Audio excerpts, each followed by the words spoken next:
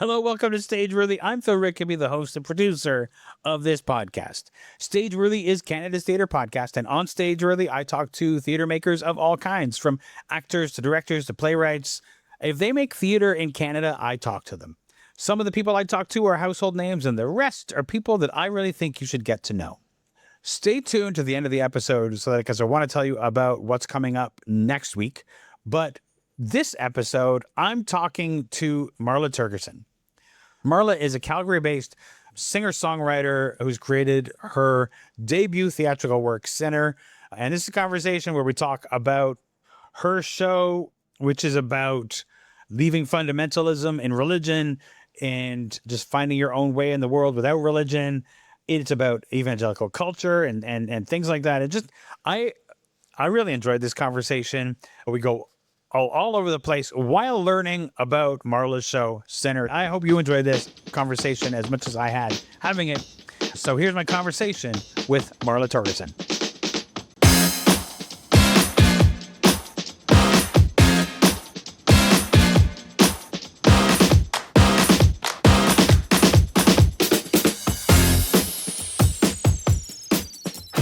Marla Torgerson, thank you so much for joining me. I am super excited about your show, Sinner, which you will be presenting at the Toronto Fringe and then at the Edinburgh Fringe. Right. As we were just about to get started, you were saying that, this is your first time doing a Fringe. So you're just ramping it up. You're going from the Toronto Fringe and then to the biggest Fringe in the world, the Edinburgh Fringe. Yeah. How do you feel about that? And what made you want to do that? I wrote the show. I had been writing it for I don't even know, 8 years altogether. And I had been to Edinburgh a couple of times just as a tourist. And I had never been there during the festival, but I thought this is the big stage. I loved Fleabag and I loved, Baby Reindeer when it came out. And I was like, this is the goal. And I remember writing on grant applications and stuff that I didn't get. I remember writing this is the goal, but it always felt a bit like bullshit, if I'm allowed to cuss. It always felt really the ideal, but you don't actually think you're going to get it. And so then I applied for so many fringes, and Toronto came first, and I thought, perfect, great, perfect. And then Edinburgh came pretty soon afterwards. And not only one company, other companies were like, hey, we're considering you, just hold on. So I said yes to this one company finally. And then, it was crazy. I didn't think it would happen. Everyone who saw the show thought it would happen, but I was like, yeah, right. It's my first time. What do I know? Right. Yeah. Well, why don't we jump into what the show is? Tell me about Sinner. Sinner is a one-woman solo tragicomedy about breaking up with white Jesus. It's about growing up in the Bible Belt in central Alberta and basically breaking away from everything that you were taught, the whole community, and knowing that as a woman or anybody who feels like they don't belong, you have a choice of either staying small and sacrificing your own growth and evolution in order to belong, or leaving everything behind. And it's either keep the external peace and sacrifice your internal peace, or cultivate, what's happening inside and listen to that internal stirring and then leave. And there really wasn't another option. And so, this story is about that. It's about finding your way out and all the things you kind of have to grieve along the way. And we try to do it in a way, we, meaning me and everyone else who lives in here. I try to do it in such a way where we're laughing at everything and we're not taking anything all that seriously. And so, yeah. No, one of the reasons why I was really excited about to talk to you about this is as somebody who deconstructed their fundamentalist background, I'm always up for talking about this stuff and the importance of that. When it is very difficult to make to separate yourself, because in a fundamentalist circle in most churches, that's your whole community, right? And Yeah. you to leave means, like you were saying, like give up like your family, your friends, and all this sort of stuff because they don't look kindly on people who leave the church. Was there a particular instigating moment for you?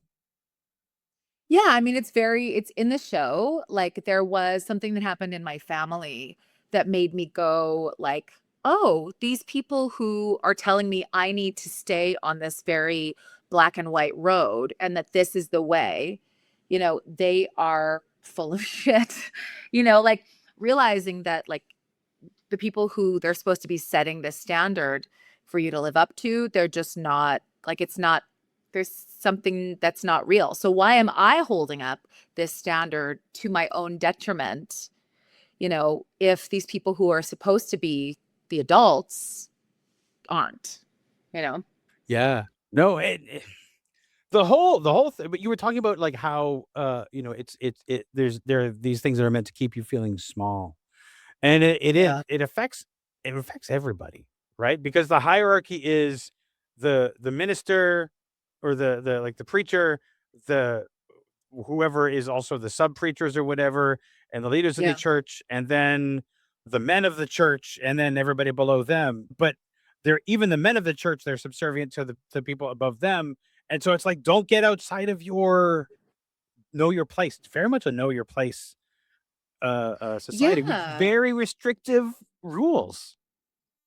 Yeah. And I mean, I think if you're a man in the church, you are told you're a soldier in the Lord's army. You are going to have, you deserve, like your inheritance is going to be, you'll have a wife, you'll have all of these things.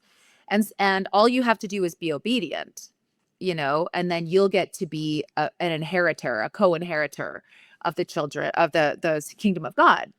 And I think that women are told that if they work hard enough and they don't ask for anything, and if they give, and if they're quiet and obedient, then they will get called virtuous, right? Whether it's like Proverbs 31 being like, hey, like every girl in the evangelical church is like, be a Proverbs 31 woman.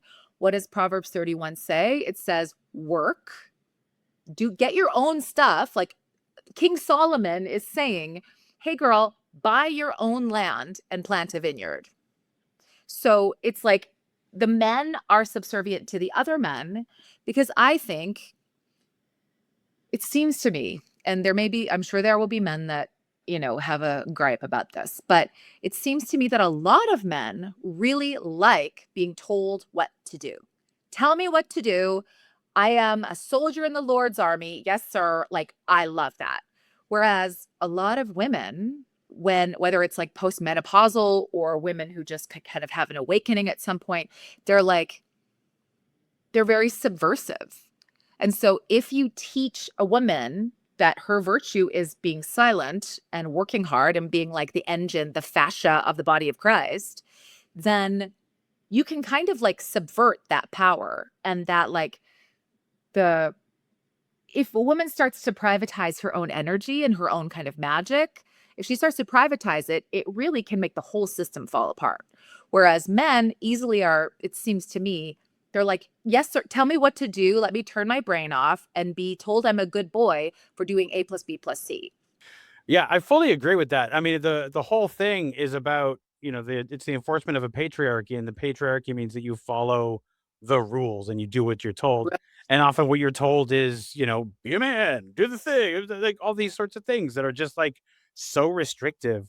And also the whole, the evangelical system tells men, like you say, to be, be a soldier for Christ, which is not something that was ever something that Christ said in the Bible. Like if you read the Bible, there's none of that. So it's like Right. this is like it's all a thing that's manufactured by a patriarchy that wants you to follow. Well, and it's also like, don't do any of your own research. Don't do any of your own study. Like, just listen to what's being disseminated through Pastor Bill. And if Pastor Bill is saying something you don't agree with, you're probably getting it wrong. So just like be cool. And so like listening to like thinking about like I call him in the show, I call him feminist Josh, which is like Yeshua, right? Yeshua's real Yeshua in Aramaic is Joshua, so not Jesus. It's not until we go through the Greek and really with the Apostle Paul, who's really like, that's his Christian drag name, is Paul. His real name is Saul. So when we talk about feminist Josh, who was this like Palestinian Jewish socialist feminist, like this guy, Christ, if we believe that he was a literal person, we're just assuming that. We'll just allow that to be, and that's another discussion. But that guy was a vibe. Like women were in his ministry with him. Some of them like gave money to support his ministry. They were alongside of him. He wasn't shaming women. Like, in fact, it was the opposite. Like, he's like, oh, girl, like you're fucking somebody that is not your husband. And it's not even the first guy that you fucked that's not your husband. But instead of being like, shame on you, stone her, he's like, you silly goose, stop it. And we love that. And then what does he say? He doesn't say that woman caused you to stumble, so she should stop being a whore. He said, if your eye causes you to stumble, gouge it out, Brad. Get a hold of yourself. So like, that's the thing. It's like all of these evangelicals with their biblical literalism, and yet nobody's walking around with a fucking eye patch. Yeah. Yeah. I mean, you're right about, the so many people who say that they are Christian do not read the Bible. Like you're saying, Right. they're just like, they get everything from Pastor Tom or whatever his name is. And he's the one that interprets the Bible for them, and they regurgitate what he says. Or if they do read it, they read it based on what they've been told. Right. So that's Right. their interpretation of it. Like it lacks any kind of thought. Well, right. And I think we're so taught not to push back. Like when I was in Bible college, I would come back to my church of origin and I would be like writing, because I'm a pain in the ass. I would be writing notes. I would be writing not on those like prayer request little pieces of paper that were in the back of the pews. I would take it out and be like, Dear Pastor Virgil, Virg the clergy. I would say like, hey, you said this about this, and actually this is kind of exegetically blah, blah, blah, blah, blah. They loved it. They were like, thank you. You're so wise and useful. Yeah, because they love the questions, right? They love you can ask questions until you don't accept the answer, right? Until you start asking Right. like smart questions, right? Like, what does it really say? Right. Why this, if that, Yeah. Yeah. Yeah. The Yeah, that same pastor at one point told me, like, he's like, so if you don't like what's happening here, you can go until I'm gone and then you can come back. And I remember just being like confused. But yeah, I mean, it's a wild ride as a big mouth woman in the evangelical church, and like trying to go like, well, if I want to get married like I'm supposed to, and I want to get all the shoulds accomplished so that I have value in the world and I'm a full person, then I have to do all of these things, but I don't know how because it's not my nature, you know? Yeah. Yeah.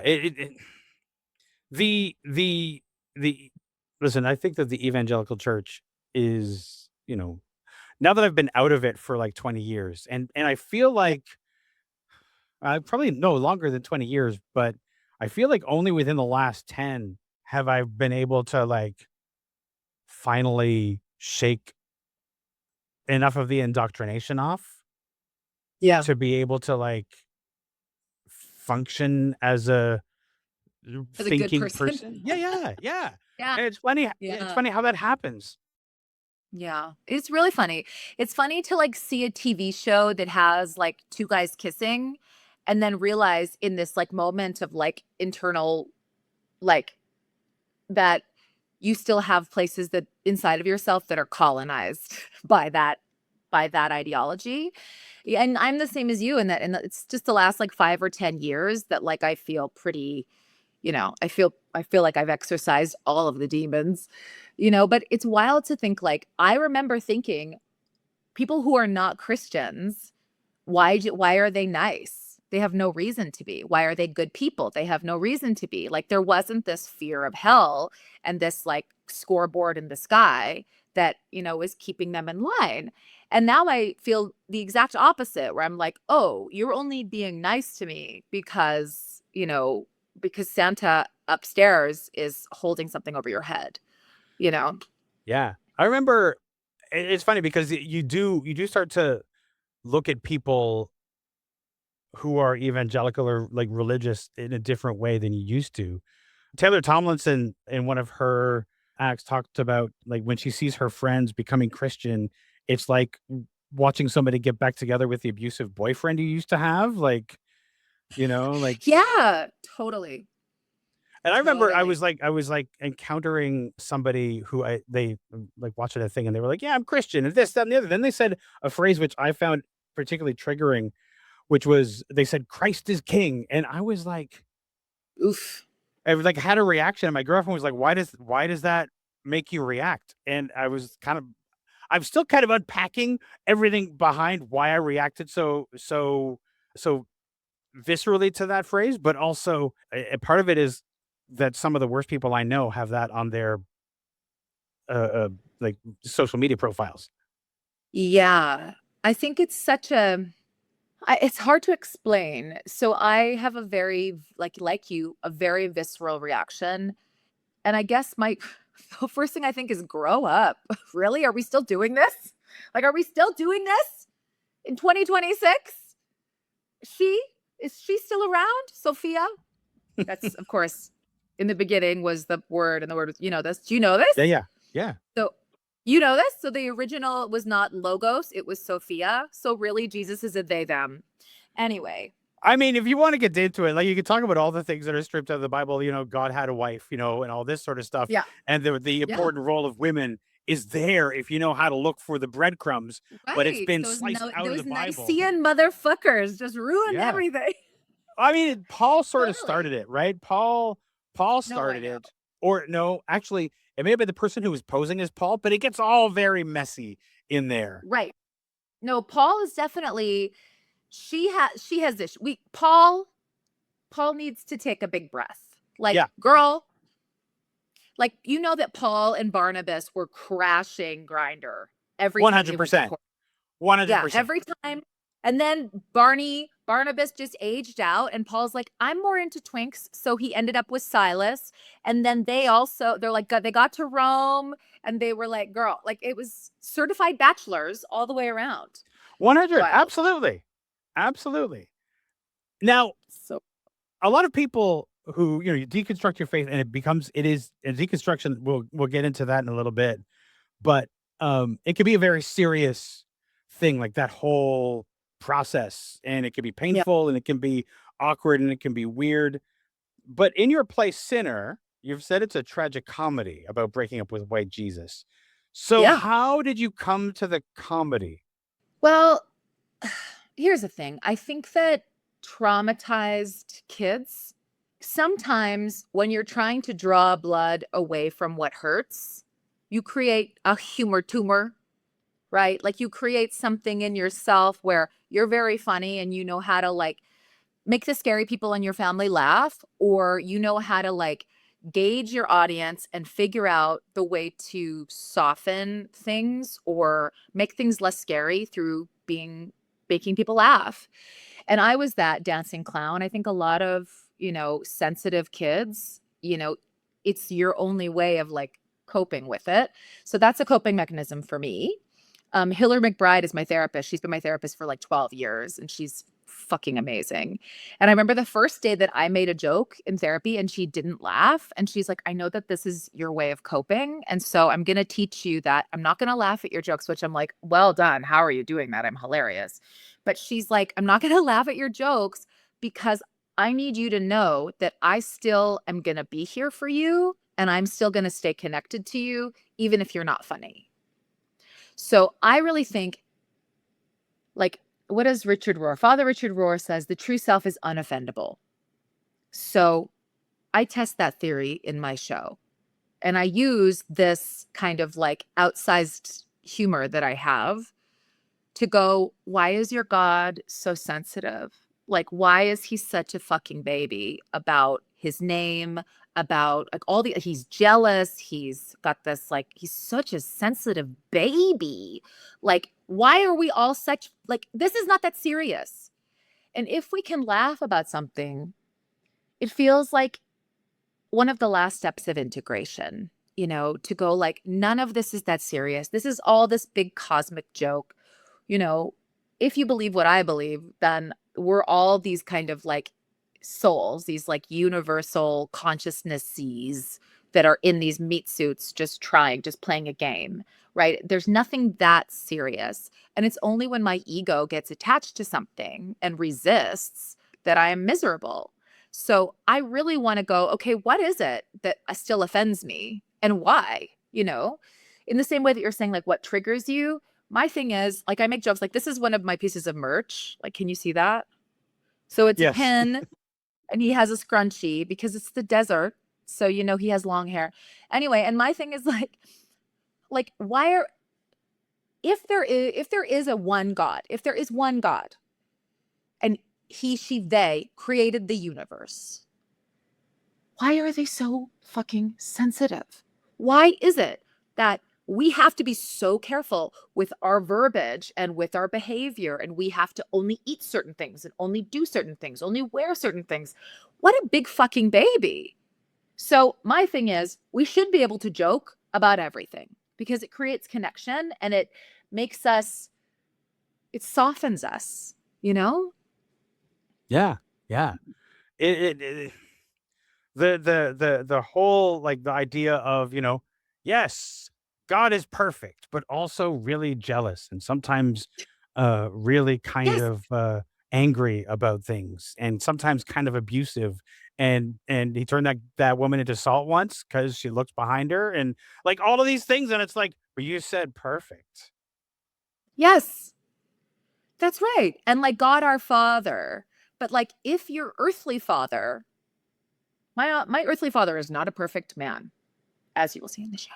But if my earthly father acted the way that Old Testament pre-lobotomy God acted, he will go to jail. He will go to jail.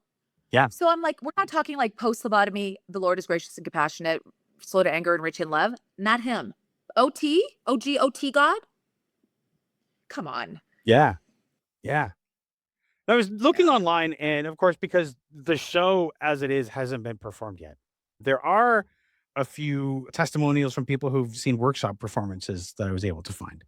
And so this show draws a direct line from fundamentalist evangelical upbringing to the internal voice that outlasts the community itself.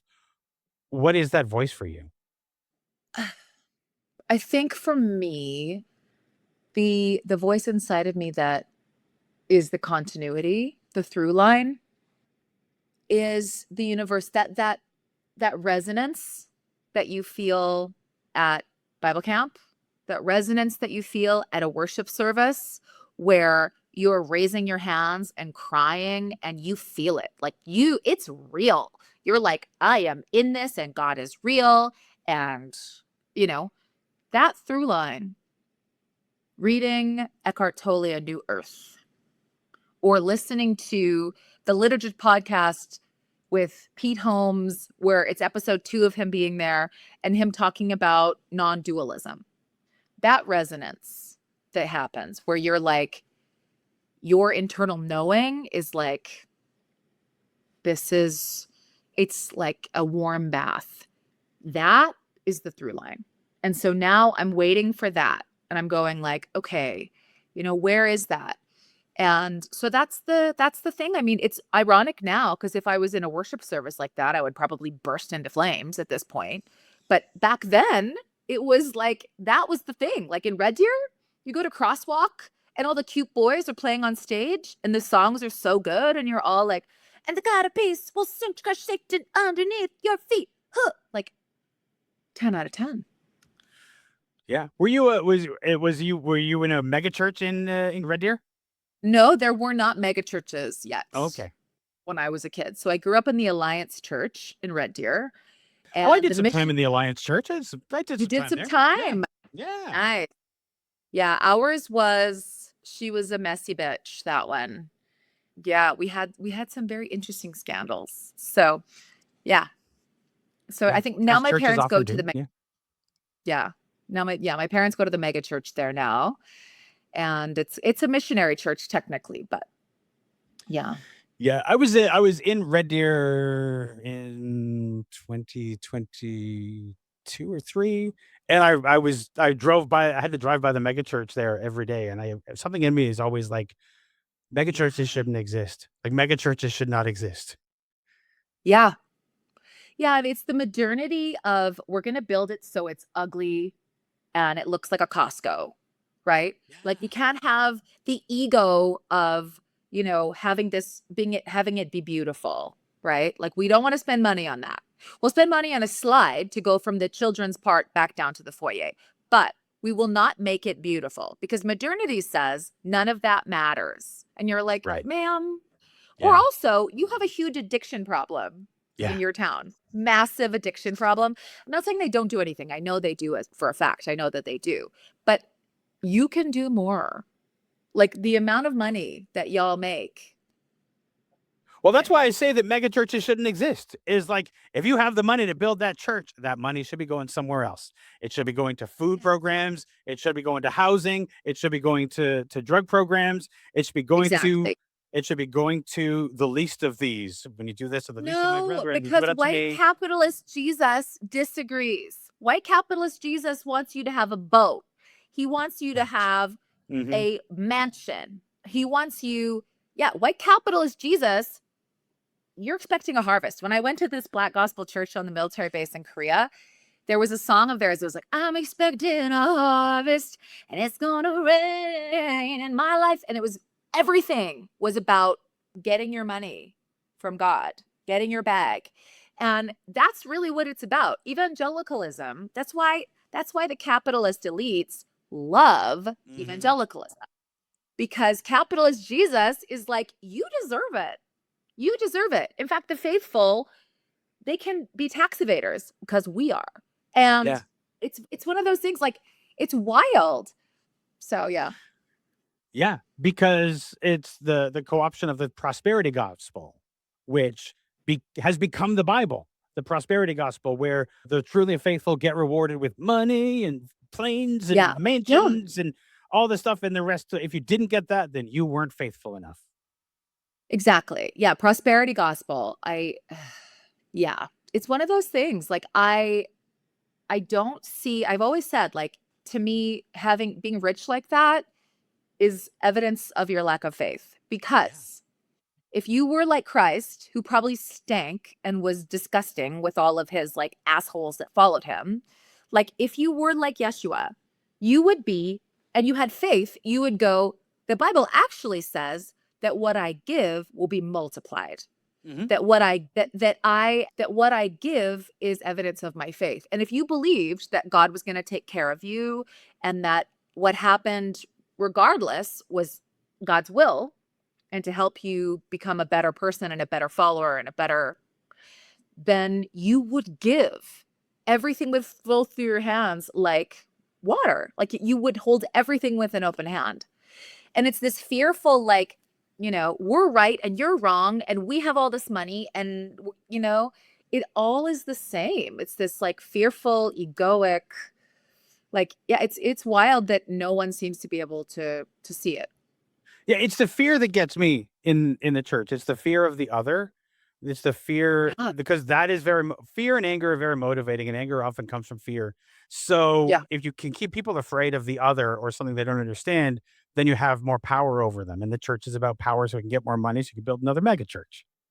That's right. Well, and if I can go to this uncomfortable place and dig a well as a 16-year-old or build a building as a 16-year-old, then I'm not going to send money so that they can hire their own people and their own economy can benefit.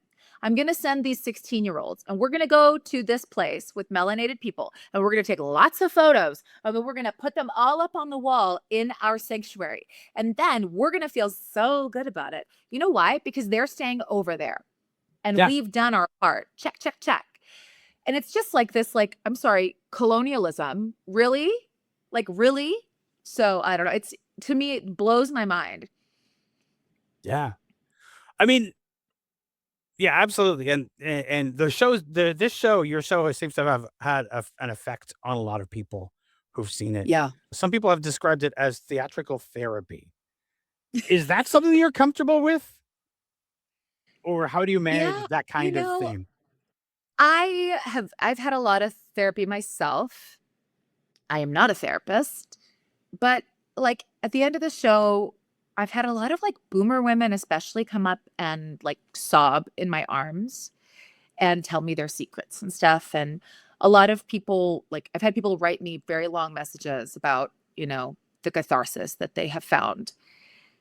And I guess therapy, capital T, no, but also like I am not I am not without nuance. And when I first wrote this show, when the first script was finished, it was like I was burning it down. It was like I was like, "Fuck you." Like it came from a very like triggered place where I just wanted my pound of flesh. And I was like, "Nuance for what?" You know. And then during COVID, like I started reading, like I read like Dance of the Dissonant Daughter and like started reading all of these books and really tried to humanize people because people are people regardless, and to not be the other side of that coin, right? To not be just woo woo, fundamentalist on the other side that's like policing language and super judgmental and whatever, but rather to get to the place where there's nuance. And I think that's the thing about when you say like therapy, I've really tried to, as much as I do say things at times that are meant to be like a rapier between your ribs, to go like, hey, where are you on this? Wake up.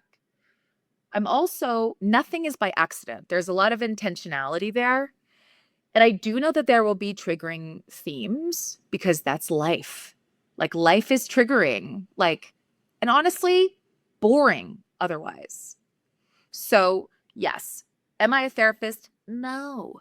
But people are going to be activated. And my hope, my prayer is that I was deft enough. I was, that my nuance is there, my balance is there enough that to kind of like give them a soft place to fall in the comedy. So to do something that is hard to sit with, but then also to balance it. That's why we need the comedy, right? Without that balance, it's like depresso espresso, toaster in the tub after the show, right?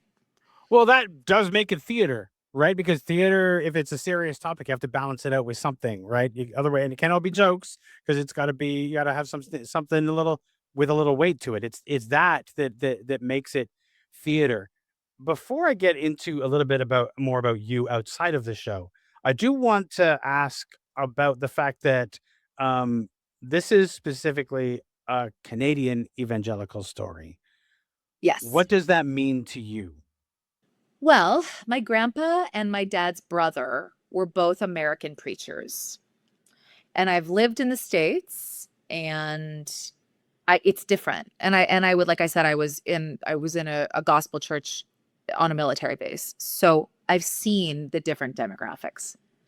The Canadian, as much as the Venn diagram is like almost a circle with the Canadian Bible Belt, it's not. Like, for example, thinness, the waspiness of Canadian white evangelical women demanding the obedience of physical thinness is not something that the evangelicals in most of the South are tasked with, you know?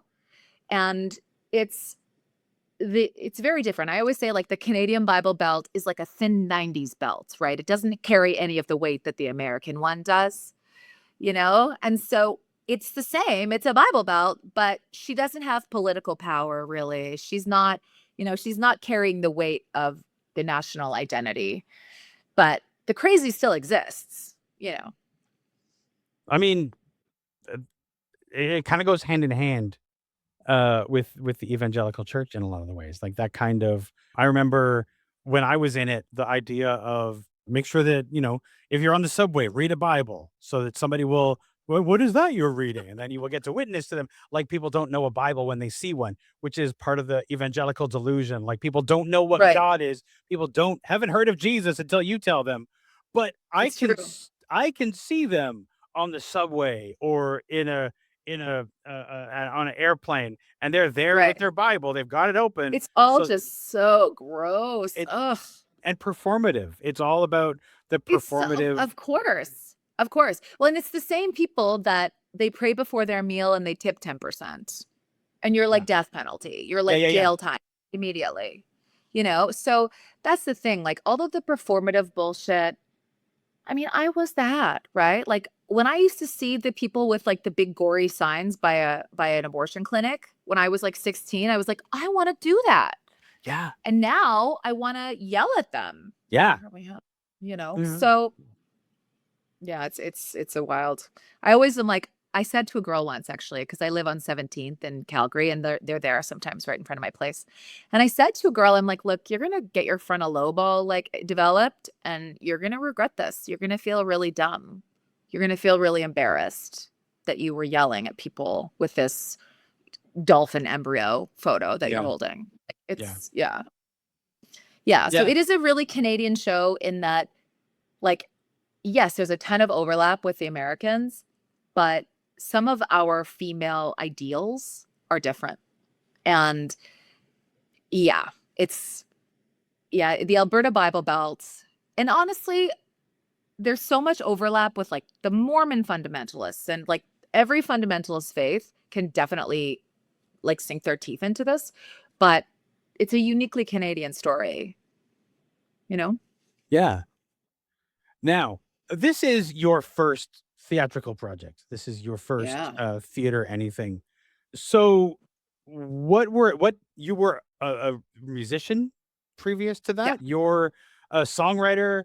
What is what's your artistic background before we get into like how you decided to write a play out of all of this?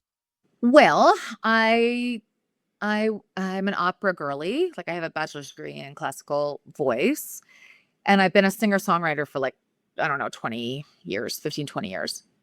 And like I have created all of these basically expensive coasters musically and I've just been at the place where I thought to myself, well, first of all, my mentor, my best friend in Atlanta and my mentor from LA, they both were like, you need to find a way. They're like, a lot of people can sing. A lot of people can, but they're like, but you have this other thing. You have this humor. You have this other thing that you have to offer. Like the way that you speak, the way that they're like, you are a weirdo, like monetize it. I'm like, fair. And so I started a YouTube channel for a while and then I burnt myself out and it all started to kind of become clear. And like I've written and performed all over the world. And my most recent project was with these like my drummer was J.R. Robinson, who is the most recorded drummer on earth. Like he did Off the Wall with Michael Jackson. Like it was that kind of project, like huge. But the thing is, I'm old and opinionated and female and not opinionated in like an abrasive way necessarily, but just in a way where I'm not going to be easily exploited. And so I'm like, okay, where are they going to appreciate and love me for my bigness and appreciate the poeticism and the humor and the irreverence and the big vocal? And I'm like, theater. So it all just kind of came together. Like my best friend Lexi, she was very much like put this all together. And so I started writing it when I was living in Seville before the pandemic. I wrote it.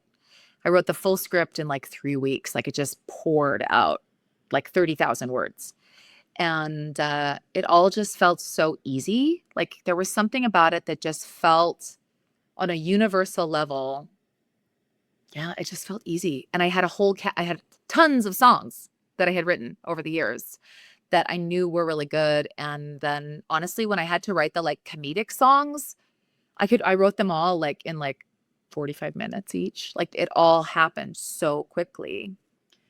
And the road has just risen up to meet the work in a way that I've never experienced. And I'm in control. There isn't some dude who paid for something who now has an expectation of me or who, now it's time to pay for marketing. And he's like, So yeah, that's the long answer, is that I'm a singer-songwriter and I've done a lot of work, but I got to the place where I was never willing to pay the piper to bring it to the next level.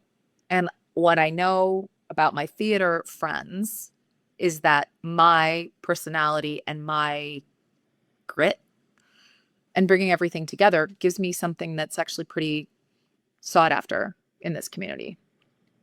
What was it about the story of the evangelical church deconstructing faith and all, and breaking up with white Jesus?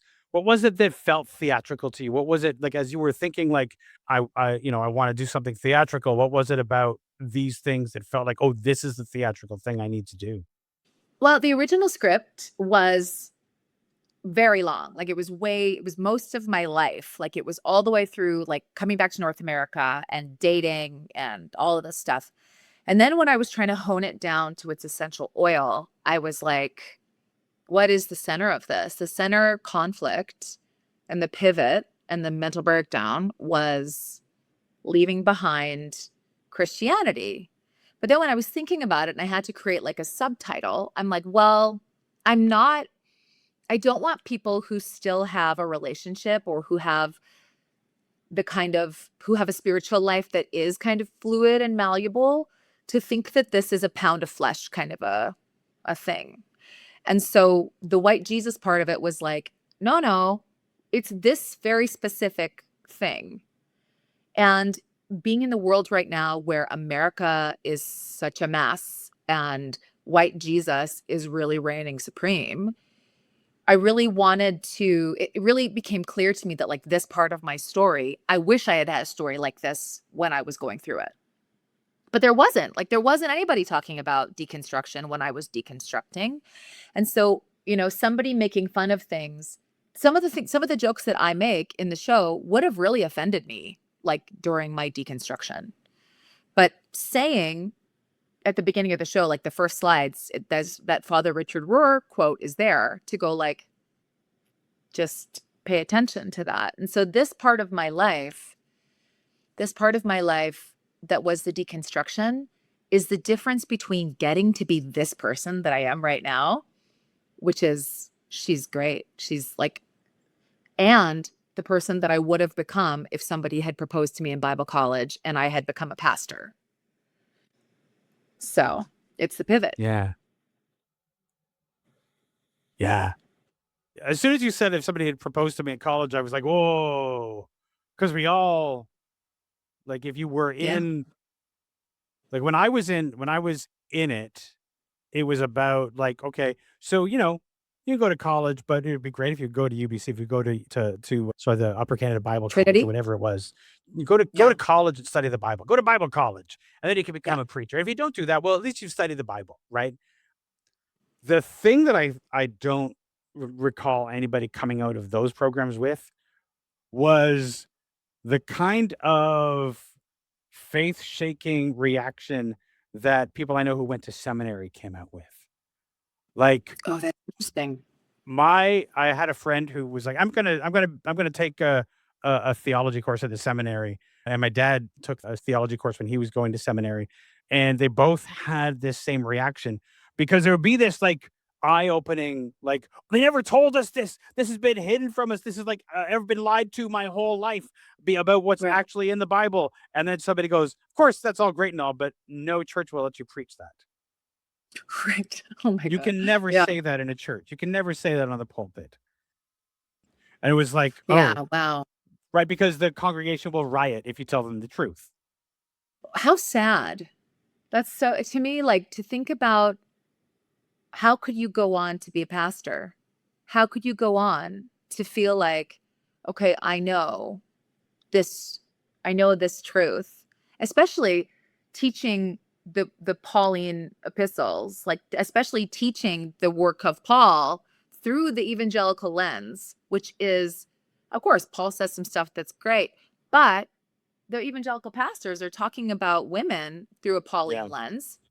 And I'm like, but you know better, especially these men, if they have daughters, if they have, because a lot Yeah. of these men can't relate to women because they're people, but they can only relate to them as an accoutrement of themselves. Yes. So, Yeah.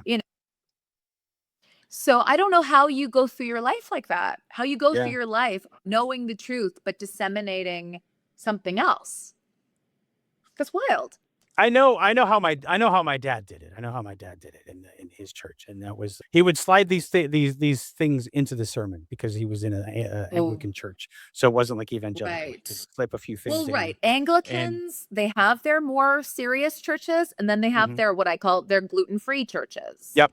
Right? Where they're like, it's like light, right? Where Yeah. like our queer friends and everybody can go there and feel cool and kosher. But then you go down the street to the other Anglican church and she's serious. Oh, for So sure. yeah, that's wild. Yeah. Yeah. The other thing, I remember the thing that I was thinking of, you were talking about like when you were deconstructing, it was because there was no information. It wasn't in the conversation. I totally relate to that because I'm an old man. When I was deconstructing, there was no, like the internet was new, right? Like there was Yeah. nothing for me to like Yeah. talk to other people who were doing the same thing. It was Yeah. entirely, I had to do it on my own, which was, there were no resources, Yeah. it's hard to do that Yeah. way. It takes a long time. Absolutely. Well, and I think that like the thing for me too was going to Bible college.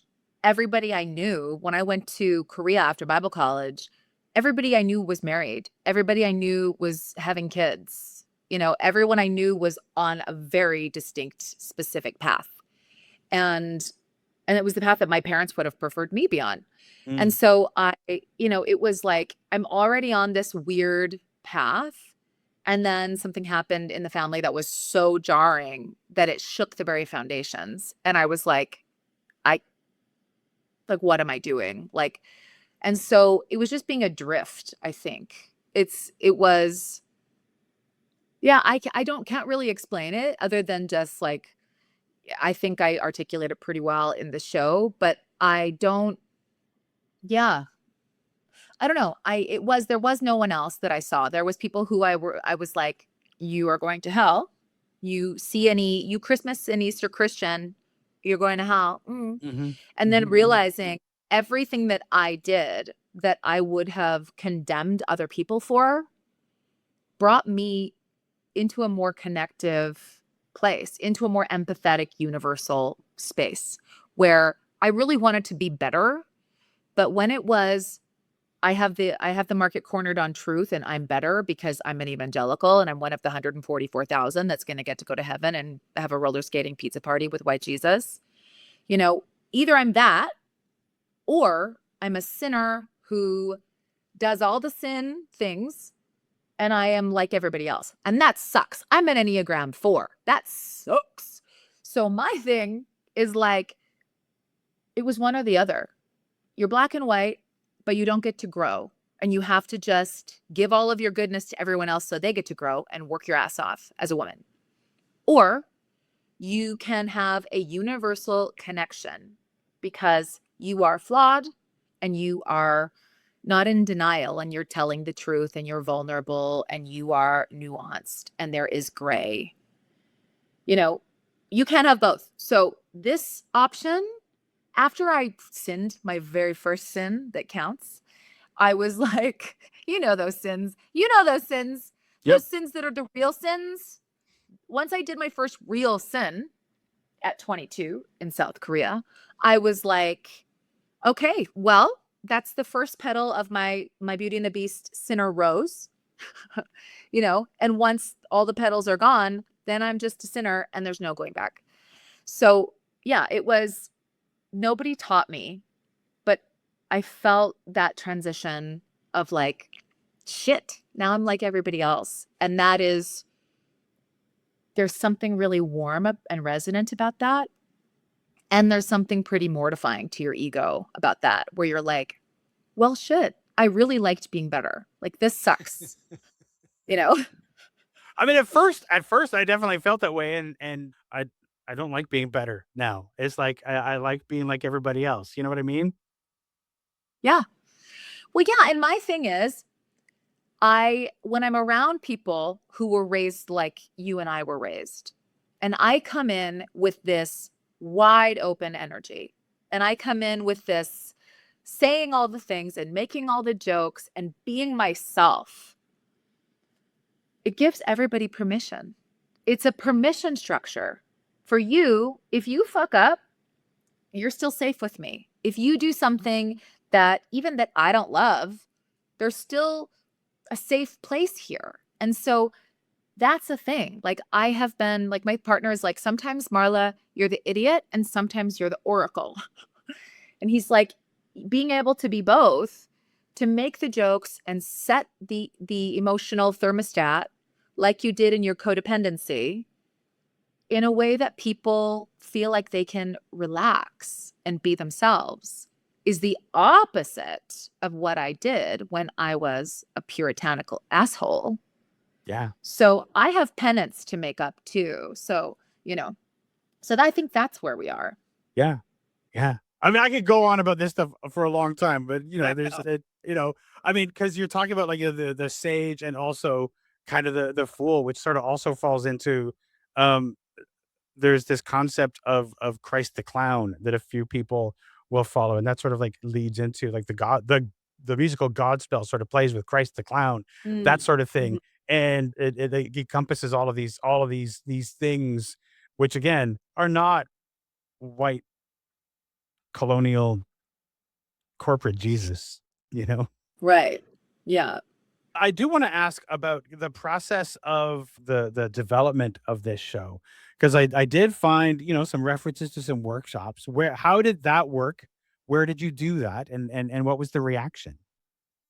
So the very first time I ever did this show ever in public was last year. Like she's new. She's a baby. And it was 3.5 hours long. And I did it in Georgia.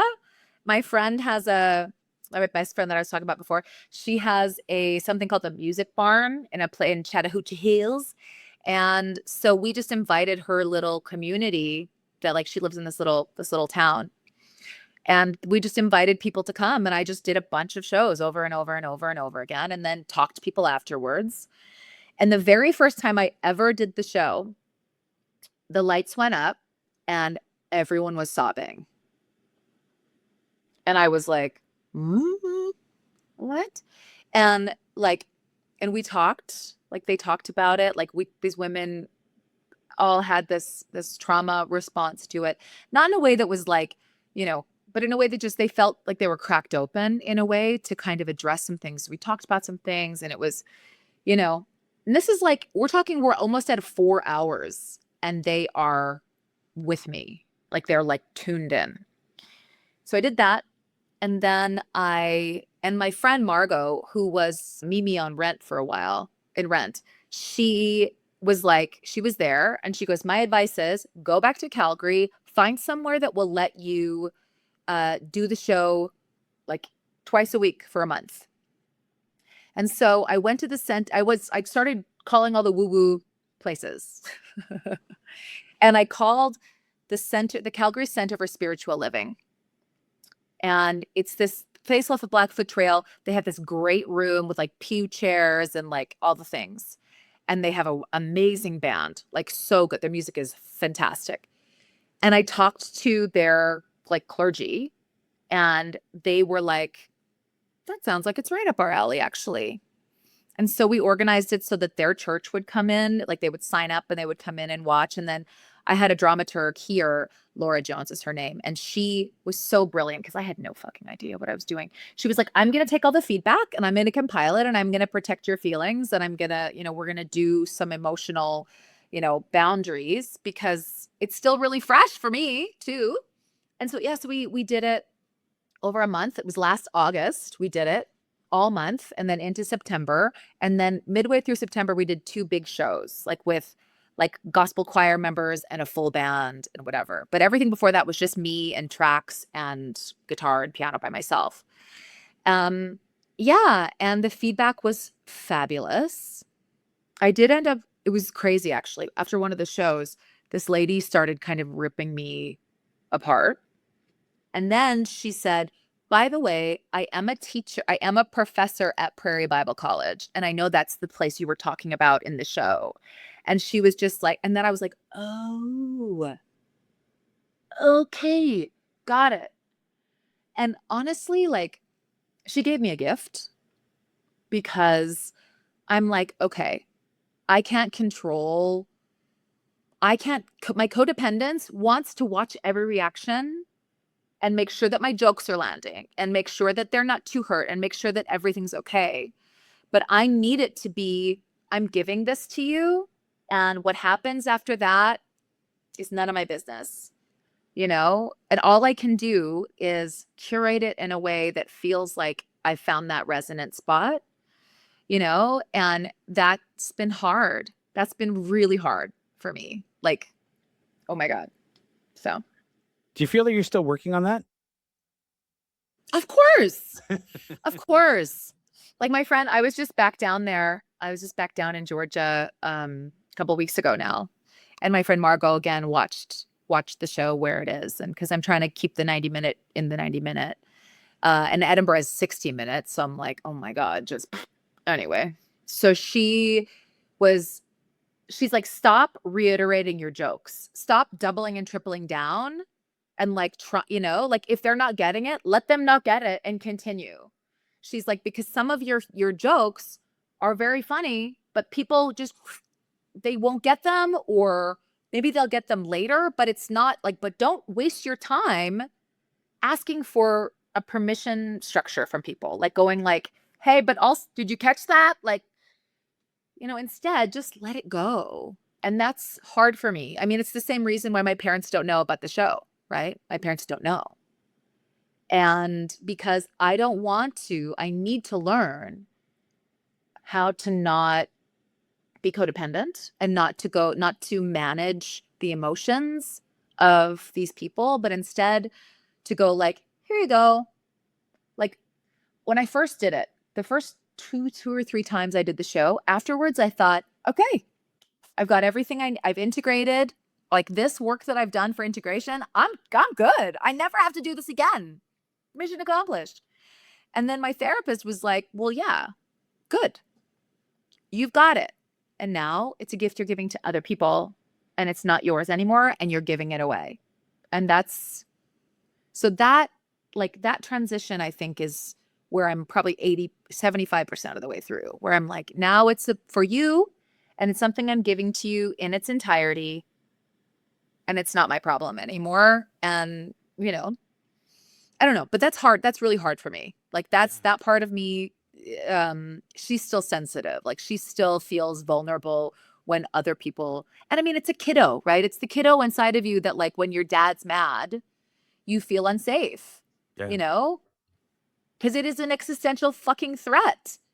And so when other people, when you're really vulnerable to them and they're hurt or they're mad, it feels like that. It's really hard to stay present and go like, breathe through it. We're good. And not go into that kiddo place that's like, uh-oh, I'm really vulnerable and these people are upset and I need to fix it. Like that's a tough place to find.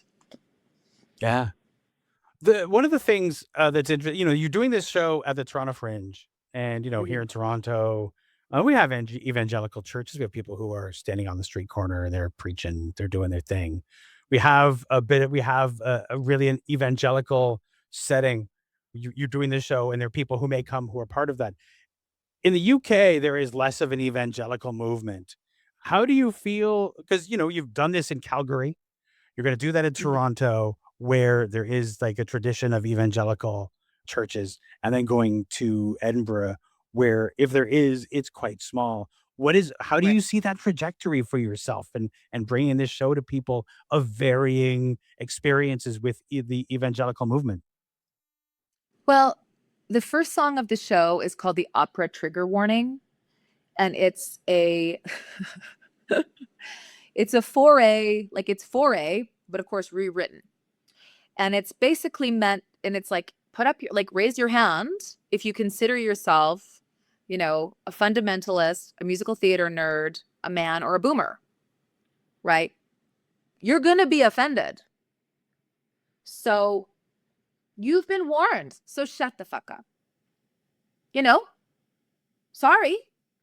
You know? And so am I waiting for the Westboro Baptist people to send me death threats at some point? You know, but and what? And what? You're offended? What's new? Everything fucking offends you. So, and what? Yeah. You know? Yeah. Like, so Honestly, at this point, like for me, when I was doing my show, The Commandment, which had a lot of it was about an atheist who finds out that he was chosen by God to deliver the 12th commandment. And I was waiting for somebody to get upset with it, to protest it, mostly because I thought that'll be great publicity. oh my God, I Yes, know. please picket my show. I know. Yeah, I mean, that at some point I believe will probably happen. The people who I only had one person come to me and say, well, no, that's not true. At one of my things here in Calgary, I did have a man, or no, a woman say, because at that time I had a slide talking about that was like the body of Christ, and then it had an arrow pointing to the penis, and it was like, which is obviously male, right? So, and then I had somebody be like, hey, she was from the Roaring Twenties. She was like, hey, you put an arrow by Jesus's penis, and I don't like that, and that offends me. And Jesus's penis is none of your beeswax. That's not a direct quote, but that was the energy she was bringing, and so yeah, I had to kind of be like, so like I had to just kind of be like, whatever. And then when I was in Atlanta, I had a man come up to me and be like, you're really like, you're hard on men in this. Like, this is really like, am I supposed to apologize for being a man? And I was like, are you okay? He was obviously very triggered. Oh my God. Yeah. And I'm like, I'm not going to do the math for you as to what this whole system has brought us, but come on, dude. Chances are after, once he got offended, that's all he heard. He didn't pay Yes. attention to anything else. He was just holding on to his offense, crossing his arms, being like, she hates men. Men are to blame for everything in her show. Yes. And he didn't Yes. hear anything else. Well, and it was funny because he went to, so in the original version, my guitarist that I had on stage with me, I'm like, he has to look like a white Jesus, because I have to be able to yell at him if things aren't going well. Like, I have to be like, where the fuck were you? Anyway, and so the guy that my best friend hired, we fell in love, and he's my person. It's locked down. Like, he's my person. And it's funny because that guy that complained about it went to him during one of the showings. Like, he saw me and was like, oh my goodness, she is like so much. She is everything, like my guy. And this guy went to him and said, like, she really is being hard on us. And my guy was like, well, and it's so fascinating to see where men fall on this. Because honestly, it's not for y'all. Like, if you guys come, thank you for buying a ticket. We love. But it's for the she's, the gays, and the theys. It's not really for you. You know why? Because everything else is. So, I'm going, if you come and you hate it, thanks for buying a ticket. Write a negative review and say that you were offended. Like, I don't know. I can't live like that anymore. And the problem is my body, my factory setting still lives like that. My factory setting still makes room, still allows, still seeds the ground. So I have to, in my conscious mind, go, you know what? It's okay if you're offended.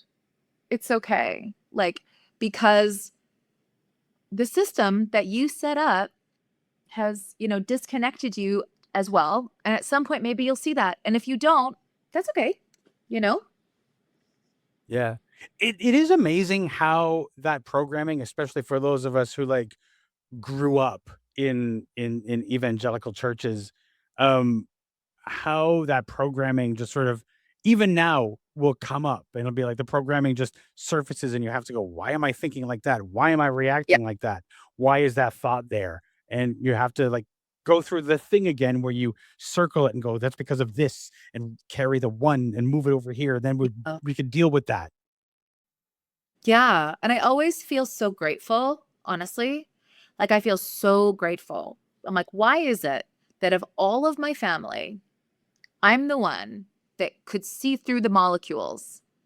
I'm the one who could see the water that we're swimming in and go like, wait a second, there's more than this, right? Like, it doesn't seem fair because a part of me goes like, so universally speaking, I was given a lot more tools than some of these other people. And yeah, they were given opportunities to evolve. They were given opportunities to, that they didn't take.